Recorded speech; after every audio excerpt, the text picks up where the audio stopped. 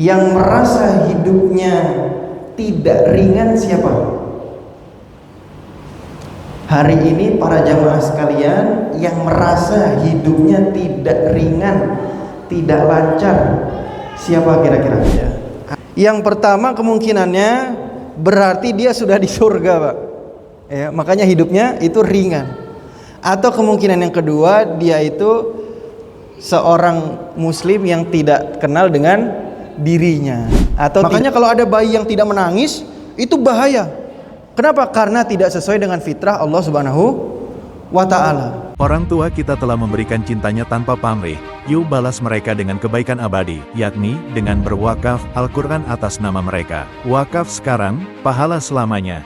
Bismillahirrahmanirrahim. Assalamualaikum warahmatullahi wabarakatuh.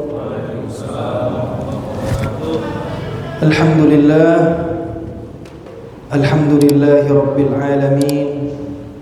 Alhamdulillahilladzi rafa'a as-samaa'a bila 'imad walladzi thabata al-arda bila wadad.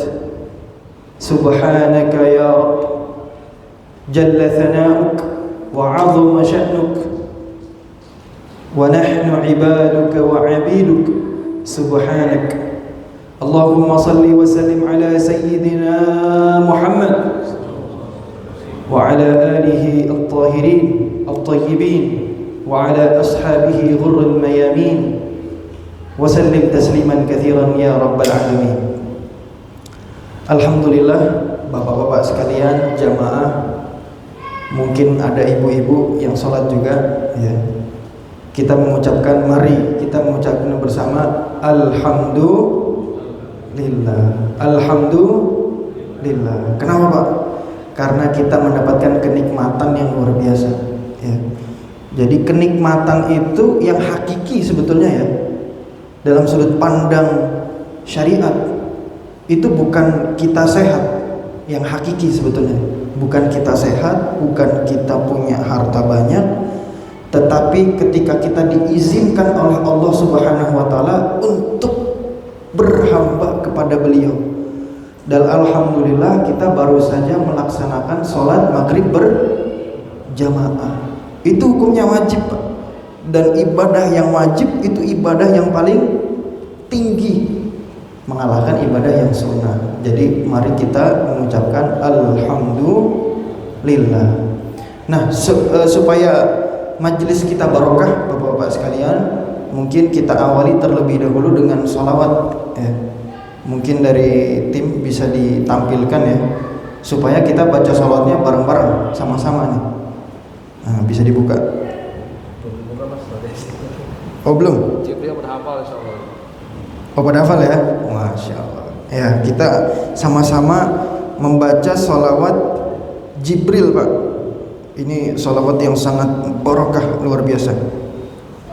Harusnya sering mendengar ini. Nah, ini sering dibaca oleh para ulama kita ya. Allahumma salli ala Muhammad. Allahumma salli wa sallim alaihi. Sallallahu ala Muhammad. Sallallahu alaihi wasallam. Sallallahu ala Muhammad. Sallallahu alaihi wasallam. Anta syamsun, anta badrun, anta nurun fawqa nuri. Anta syamsun, anta badrun, anta nurun fawqa nuri. Anta iksirun wa ghali, anta misbahus suduri. Ya habibi ya Muhammad, ya arusal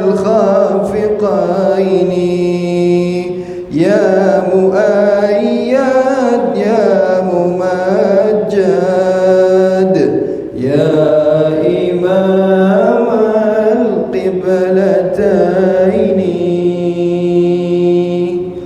Alhamdulillah ya, kita telah memulai majelis kita dengan sholawat yang luar biasa. Para hadirin yang dirahmati oleh Allah SWT ya, di sini Al-Fakir ingin bertanya ya, mohon dijawab sejujur-jujurnya ya. Orang Betawi itu insya Allah kalau ditanya nggak pernah bohong Pak ya. Saya mau tanya, tolong dijawab sejujur-jujurnya ya. Hari ini jamaah sekalian, jujur ini ya, yang merasa hidupnya tidak ringan siapa? Hari ini para jamaah sekalian yang merasa hidupnya tidak ringan, tidak lancar, siapa kira-kira? Ada Pak? Ini kemungkinan ada dua Pak. Kalau ada jamaah yang merasa hidupnya ringan ya, wah saya hidupnya ringan, itu kemungkinannya cuma dua Pak ya. Ini ada diganggu setan apa gimana nih? Oh sudah. Bisa. Cek. Jadi kalau ada jamaah ya di sini yang merasa hidupnya tidak ringan, baterainya habis apa gimana? Kayaknya. Atau pakai yang kabel aja?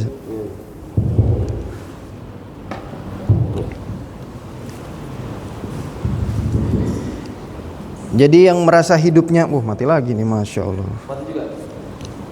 Cek. Itu kemungkinannya ada dua Pak, Bapak sekalian. Ya. Yang pertama kemungkinannya berarti dia sudah di surga Pak. Ya, makanya hidupnya itu ringan. Atau kemungkinan yang kedua dia itu seorang Muslim yang tidak kenal dengan dirinya atau tidak tahu diri. Ya, wah saya ini hidupnya ringan saja. Nah, kenapa? Karena seluruh manusia itu pasti ada cobaannya Pak. Kita bisa lihat seluruh bayi yang lahir itu pasti dia menangis. Itu menjadi bukti bahwa seluruh kehidupan manusia itu pasti dia susah dan ada cobaannya.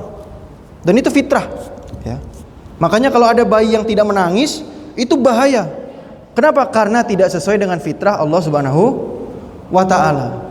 Nah makanya dalam bahasa manusia yang dinamakan sebagai musibah atau cobaan itu adalah sesuatu yang tidak disukai oleh manusia.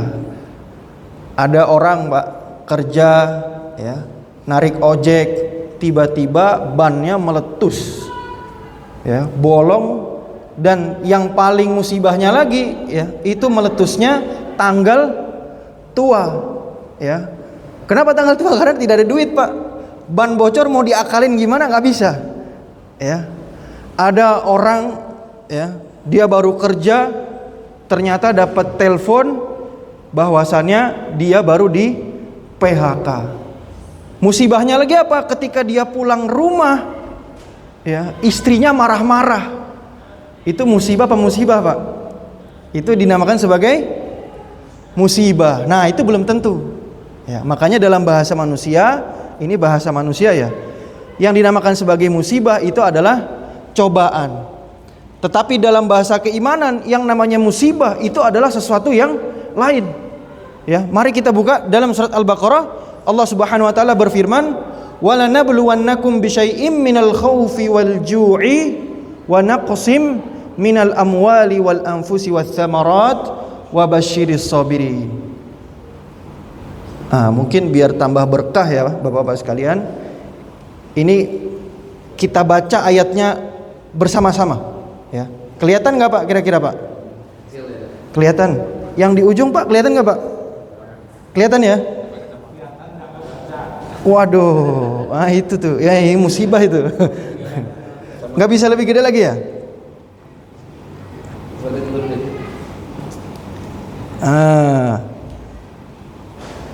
Alhamdulillah bisa kelihatan. Kita baca bersama-sama Pak ya, semampunya saja ya. Yang penting dapat barokah. A'udzubillahi minasyaitonirrajim. Wala nabluwannakum وَلَنَبْلُوَنَّكُمْ بِشَيْءٍ مِّنَ الْخَوْفِ وَالْجُوعِ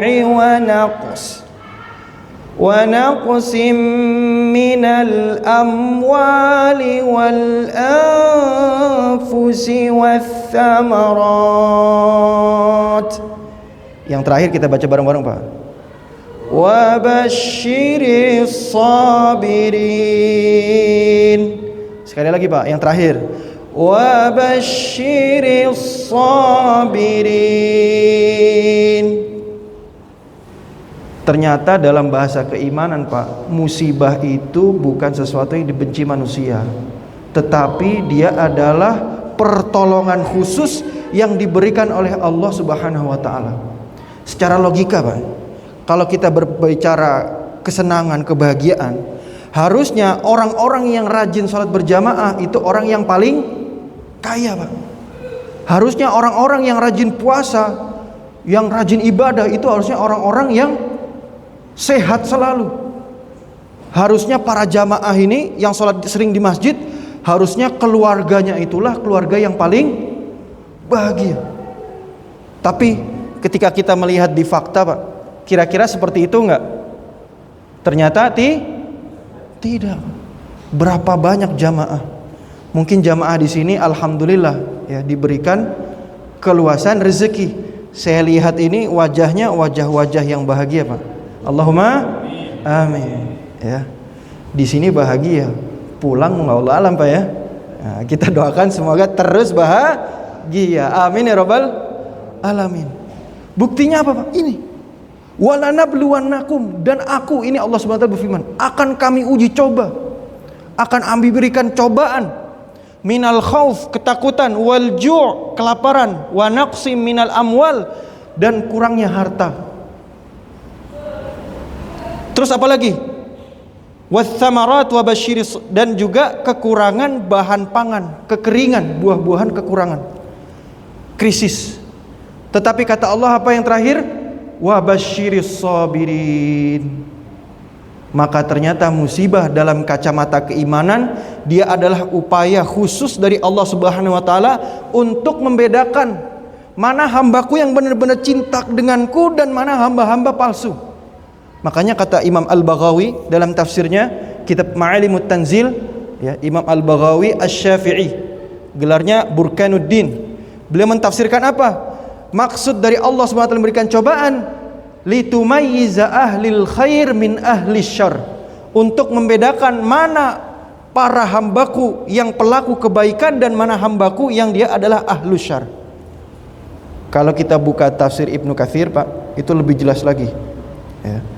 Beliau menjelaskan bahwasannya untuk membedakan mana ahlut ta'ah wa man hum ahlu al-ma'asi, mana mereka yang benar-benar ahli keimanan, mana yang mereka itu adalah orang-orang yang hanya sholat, hanya beriman ketika dilapangkan. Ketika badan enak mereka sholat, Pak. Ketika tidak pusing mereka sholat. Ketika rumah itu tentrem, ya, mereka berpuasa. Tapi ketika cobaan itu datang, ketika ekonomi itu krisis, mereka tinggalkan itu semua. Ya Allah, saya nggak kuat, ya. Tetapi ketika datang musibah, maka terlihatlah mana yang benar-benar orang-orang itu benar-benar ahlul iman. Makanya di sini ada namanya yang dijelaskan oleh para ulama, ada namanya maqam as-sabirin, ya, yaitu maqam orang-orang yang bersabar.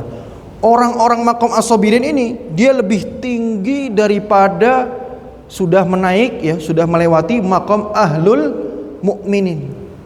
Jadi mukmin itu hanya ibadah saja, Pak. Tetapi kalau sudah sampai maqam ini, dia adalah orang-orang iman yang telah digoncang oleh Allah SWT dan tetap kokoh keimanannya. Mau Allah coba aku dengan kemiskinan, mau Allah coba aku dengan kegundahan, aku tetap istiqomah di jalannya. Sehingga Allah berikan mereka maqam khusus yang dikenal sebagai maqam orang-orang yang bersabar. Dalam bahasa Al-Quran disentuh khusus oleh Allah SWT sebagai maqam ahlu as-sabirin. Para jamaah sekalian yang dirahmati Allah, ya, mari kita bersama-sama berdoa, ya. Ikuti doa saya Pak ya. Allahumma ij'alna wa ahlana wa auladana wa azwajana min ahlis sabirin, min ahlis sabirin. Amin ya rabbal alamin ya. Semoga Pak kita diberikan karunia, diizinkan oleh Allah SWT untuk menjadi golongan orang-orang yang bersabar. Dan maqam sabir ini luar biasa. Coba dilanjutkan. Kita di negeri kita sekarang ini ya, langsung Pak itu diuji. Tidak kelihatan nomornya ya. Jadi garis yang pertama itu adalah jumlah korban jiwa. Kita sedih Pak ya, kita senang dalam satu kondisi ya bisa sholat berjamaah, tapi di waktu yang sama kita juga ikut bersedih bersama dengan saudara-saudara kita karena telah terlanda ya musibah di Aceh dan juga beberapa titik di Sumatera. Ada Sumatera Utara dan juga daerah yang lain. Korban jiwa itu di garis yang pertama itu berjumlah 946. 964 jiwa. Terbaru 1000 dan tidak menutup kemungkinan akan terus bertambah Pak. Karena evakuasi masih terus berlanjut. Beberapa orang itu masih belum ditemukan. Maka yang terbaru 1000. Dan wallahu alam ya. Kita berdoa semoga tidak terus bertambah. Amin ya rabbal alamin. Yang kedua, total pengungsi. Orang yang mengungsi itu jumlahnya sampai berapa itu Pak? 895.000. Jadi kalau Aceh dulu ketika kena tsunami itu yang terkena hanya 2 kabupaten. Tetapi Aceh banjir sekarang itu mengena sampai berapa? Sampai 16 kabupaten. Dampaknya luar biasa. Dan kerugian materi yang dialami oleh saudara-saudara kita ya di daerah mereka itu sampai 61 triliun rupiah. 61 itu sangat banyak. Dan ternyata ya yang terakhir ya kerugian dari sumber daya alam yang harusnya milik mereka ya. Jadi kita sedih Pak. Mereka ini kehilangan banyak sekali harta mereka dan juga harapan mereka. Harapan mereka apa? Sumber daya alam itu Pak. Itu hilang selama 20 tahun, baik itu tambang ataupun hutan, senilai berapa itu? Senilai 800 triliun. Bayangkan Pak, mereka itu diuji sudah hartanya hilang, harapannya hilang. Ya. Karena ini hidup mereka Pak. Setelah recovery mereka dari sini. Ketika ini hilang, sudah luar biasa. Nah, 2 poin yang terakhir itu menjelaskan.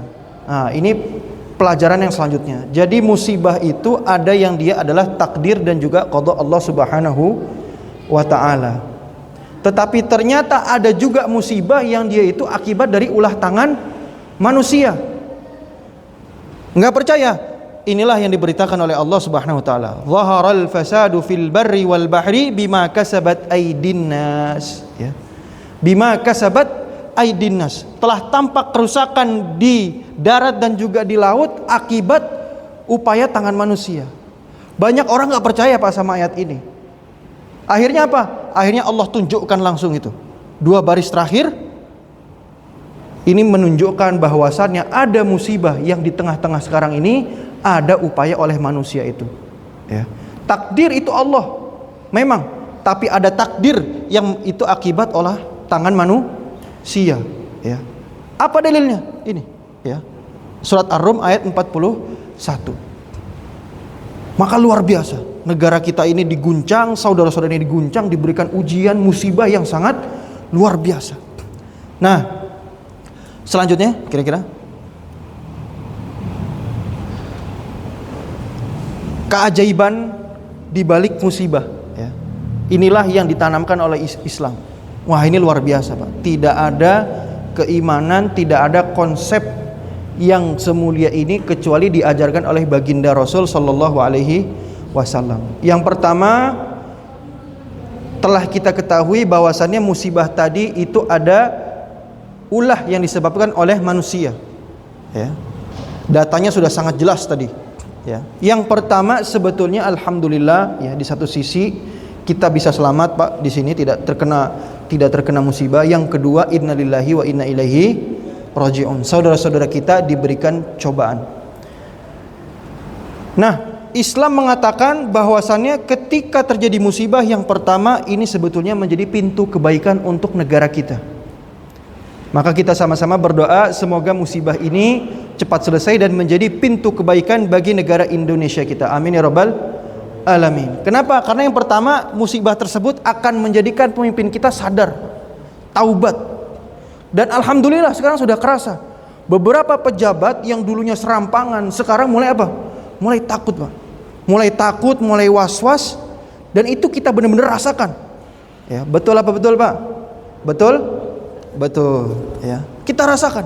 Pejabat yang dulunya semena-mena sekarang alhamdulillah sudah takut Pak. Itu alhamdulillah. Berapa banyak saudara-saudara kita yang oleh hal tersebut mendapatkan bantuan. Bantuannya tidak dikorupsi. Maka musibah ini dalam satu sisi yang lain menjadikan kita kesempatan supaya pemimpin kita bertaubat sehingga menjadi pemimpin yang salehah, yang bertakwa, ya, pemimpin yang saleh, ya, seperti Khalifah Umar bin Al-Khattab. Khalifah Umar ketika waktu itu wilayahnya gempa Pak, ya, itu langsung diteriaki, wahai Mesir, ketahuilah bahwasannya aku ini adalah Umar bin Khattab, sahabat Rasul sallallahu alaihi wasallam. Maka setelah itu beliau menyuruh seluruh rakyatnya untuk apa? Untuk bertaubat. Wahai rakyatku, wahai penduduk Mesir, semuanya bertaubatlah kepada Allah Subhanahu wa taala. Yang berbohong bertaubat, yang berzina bertaubat, yang mengurangi timbangan bertaubat. Setelah semuanya bertaubat, Bapak-bapak sekalian, Umar pun meneriaki lagi, wahai bumi, diamlah. Dan betul, ternyata langsung diam dan berhenti gempa tersebut. Nah, maka ini menjadi pintu. Ketika bencana itu sudah luar biasa, maka insya Allah Pak, insya Allah ya, kita akan mendapatkan pemimpin yang lebih baik, yang lebih bermuhasabah. Kita berdoa semoga pemimpinnya ya, pemimpin sebagaimana Umar bin Al-Khattab. Yang kedua, ini sebetulnya menambah semangat dan juga kekokohan antara kaum muslimin. Karena yang pertama, kita bisa saling mendoakan saudara-saudara kita. Saudara-saudara kita yang terbunuh itu adalah syahid. Dan yang terakhir ya, ini memberikan kita kesempatan ya, setelah kita berdoa kepada seluruh saudara-saudara kita yang ada di Sumatera dan juga wilayah-wilayah yang lain, kita berikan bantuan yang khusus ya. Kita berikan apapun yang kita miliki. Kita punya 10.000 kita berikan Pak. Kita punya pakaian layak pakai kita kirim. Supaya apa? Supaya nanti ketika kita hari akhir yaumul qiyamah, ketika kita bertemu dengan baginda Rasul sallallahu alaihi wasallam, kita memiliki hujjah. Apakah kita bertemu beliau dengan wajah yang bergembira, atau ternyata kita bertemu dengan beliau dan kita telah menelantarkan umat beliau? Maka kalau seperti itu, kira-kira mungkin kita tidak akan kuat. Ya Rasulullah, maafkan aku, maafkan kami, karena dulu umatmu yang begitu engkau sayangi, tetapi saat ini aku justru tinggalkan dan aku justru tidak pedulikan. Padahal engkau ketika mati, engkau menyebut umatmu ummati ummati sebanyak 3 kali. Tapi ketika kita sudah memberikan pengorbanan Bapak-bapak sekalian, maka insya Allah kita akan bertemu dengan bertemu dengan Rasul sallallahu alaihi wasallam dan menjadi umat beliau yang sebenarnya dan mendapatkan syafaatnya. Allahumma amin. Maka terakhir ya Bapak sekalian, jamaah yang dirahmati oleh Allah SWT, musibah ini ya, seperti mana yang sudah kita bahas tadi, itu merupakan kasih sayang dari Allah Subhanahu wa taala. Ya, karena yang pertama pasti Allah akan memberikan pertolongan. Yang kedua, musibah tersebut merupakan didikan khusus, gemblengan khusus dari Allah Subhanahu wa taala untuk menjadikan umat ini semakin bertakwa. Maka mari Bapak-bapak sekalian, kita berdoa bersama-sama ya untuk saudara-saudara kita. Al-Fatihah. A'udzu billahi minasyaitonir rajim. Bismillahirrahmanirrahim. Alhamdulillahi rabbil alamin arrahmanir rahim. Maliki yaumiddin. Iyyaka na'budu wa iyyaka nasta'in. Ihdinas siratal mustaqim. Siratal ladzina an'amta 'alaihim ghairil maghdubi 'alaihim waladdallin. Amin. Allahumma ighfir lana dhunubana wa tajawaz 'anna sayyi'atina wa tawaffana ma'al abrar. Ya Azizu ya Ghaffar ya rabbal alamin. Allahumma altuf bina. Allahumma arhamna ya Allah ya arhamar rahimin. Rabbana la tu'akhidna in nasina aw akhtana. Rabbana zalamna anfusana wa illam taghfir lana wa tarhamna lanakunanna minal khasirin. Allahumma farrij 'anna wa ahlana wa ikhwanana fi Sumatra ya Allah ya rabbal alamin. Rabbana unsurhum wa sallimhum wa tajawaz anhum wa dawi jarhahum wa taqabbal syuhadaahum. Ya Allah ya Rabbal Alamin, jadikanlah musibah-musibah ini menjadi penguat iman kami, menjadi penghapus dosa-dosa kami, bukan menjadi musibah yang menghapus dan mengikis keimanan kami. Ya Allah, kami telah berkorban, kami akan berkomitmen, kami akan bersungguh-sungguh untuk mendoakan saudara-saudara kami dalam salat-salat kami, dalam tahajud-tahajud kami, dan kami akan memberikan seluruh pengorbanan yang bisa kami berikan kepada mereka, yang kami mampu kami antarkan untuk mereka. Ya Allah, ketika kami telah melaksanakan, maka catatlah hal tersebut di hari akhir. Ya Allah, ketika kami nanti pulang di akhirat, golongkanlah kami menjadi ahlus sabirin, menjadi umat Muhammad, min ahlil khair, min ahlil khair, min ahlil khair. Amin wa akhiru da'wana anil hamdulillahi rabbil alamin. Orang tua kita telah memberikan cintanya tanpa pamrih, yuk balas mereka dengan kebaikan abadi, yakni dengan berwakaf Al-Quran atas nama mereka. Wakaf sekarang, pahala selamanya.